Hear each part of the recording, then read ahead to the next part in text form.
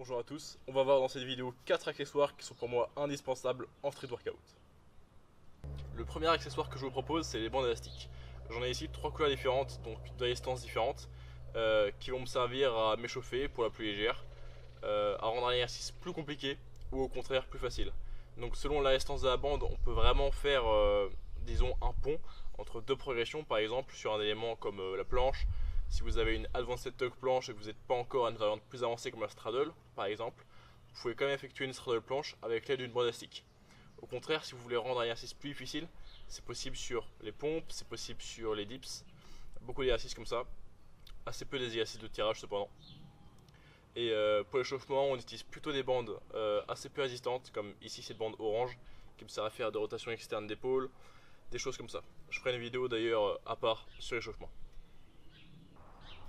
Ces bandes là sont de chez Rubber Bandits et je mettrai en description tous les liens des articles dont je vais parler aujourd'hui. Un accessoire dont je me sers beaucoup depuis maintenant un an, c'est d'une ceinture de ST. C'est selon moi la meilleure façon de se lester, donc en comparaison à un GLST, qui je trouve restreint un petit peu les mouvements, particulièrement sur les tractions et les dips. C'est pas très agréable je trouve, et la ceinture permet aussi de lester bien plus lourd que ce qu'on peut lester avec un GL. Au niveau des critères de choix d'une ceinture, il y a deux choses qu'on cherche à avoir. La première, c'est une ceinture solide, donc ça s'estime à l'épaisseur de la chaîne. Plus il sera massif, plus il sera solide à ce niveau-là. Et de deux, la matière de cette partie en tissu ici, et à quel point elle est bien cousue. Pour ce qui est du confort de la ceinture, le point sur lequel il faut vraiment faire attention, c'est ici la largeur de cette partie ici. Plus elle est large en fait, plus ce sera une grande aire, une grande surface sur laquelle sera répartie la force exercée par le poids mis sur la ceinture. Donc c'est ce critère là qui est le plus important.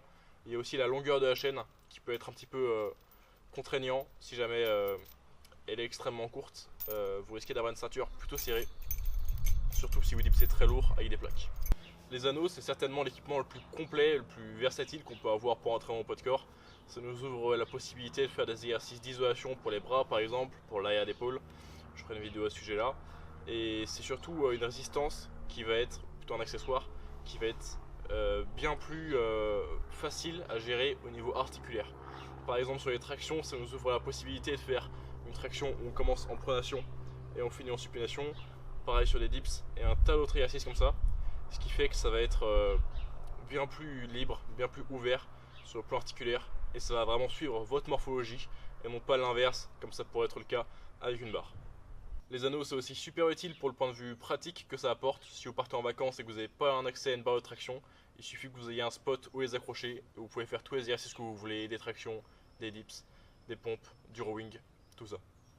Le quatrième équipement indispensable selon moi pour le street workout, c'est la magnésie, peu importe que vous la preniez solide ou liquide. Je sais par exemple que beaucoup de salles autorisent uniquement la magnésie liquide par peur de voir leur barre salie, mais peu importe. En tout cas, si votre salle n'autorise pas du tout de magnésie, changez directement de salle, hein, voilà, vous n'avez rien à faire là-bas.